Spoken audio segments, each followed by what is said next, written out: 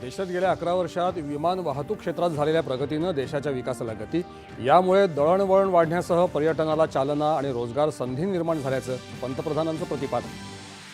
मुख्यमंत्र्यांच्या हस्ते महाराष्ट्रातल्या पहिल्या XSIO बुद्धिमत्ता एकीकृत प्रगत औद्योगिक पार्कची पायाभरणी। नागपूरला उद्योगाचं मॅग्नेट बनवण्याच्या दिशेनं महत्त्वाचं पाऊल। देशातली पहिली $1 ट्रिलियन अर्थव्यवस्था बनण्याच्या दिशेनं राज्याची वेगानं वाटचाल सुरू। येत्या 2 वर्षात महाराष्ट्र, संयुक्त अरब अमिरात आणि सिंगापूरलाही सहज मागे टाकेल, मुख्यमंत्र्यांचा विश्वास। मुंबईतल्या ससून मासेमारी बंदराला जगातलं सर्वोत्तम बंदर बनवण्याच्या दृष्टीनं फिनलंडमधील कंपन्यांसोबत महाराष्ट्र सरकारचे सामंजस्य करार। भारताचा उदय इतरांच्या चुकांवर नव्हे तर स्वतःच्या सामर्थ्यावर अवलंबून असेल। भारताच्या विकासाचा फायदा हिंद महासागरातील देशांना होईल, एस जयशंकर। देशामध्ये तेलाचा पुरेसा साठा उपलब्ध असून ग्राहकांनी त्याबाबत चिंता करण्याची आवश्यकता नाही, केंद्रीय पेट्रोलियम आणि नैसर्गिक वायू मंत्री हरदीप सिंग पुरी यांनी दिली ग्वाही।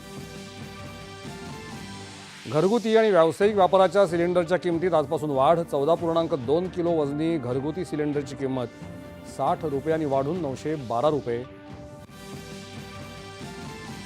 इराणनं संपूर्ण शरणागती पत्करल्याशिवाय त्यांच्याशी कुठलीही चर्चा केली जाणार नसल्याचं अमेरिकेचे अध्यक्ष डोनाल्ड ट्रम्प यांनी केलं स्पष्ट, तर अमेरिकेचा प्रस्ताव इराणनं फेटाळला।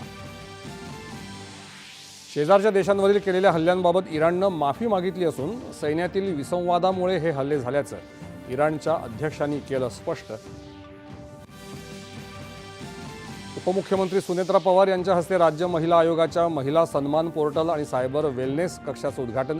महिलांना पाठबळ देण्यासाठी कटिबद्ध असल्याची दिली ग्वाही। आणि नेपाळमध्ये सार्वत्रिक निवडणुकीची मतमोजणी सुरू। बालेंद्र शाह यांच्या राष्ट्रीय स्वतंत्र पक्षाची मोठ्या विजयाकडे वाटचाल। नमस्कार। 4:30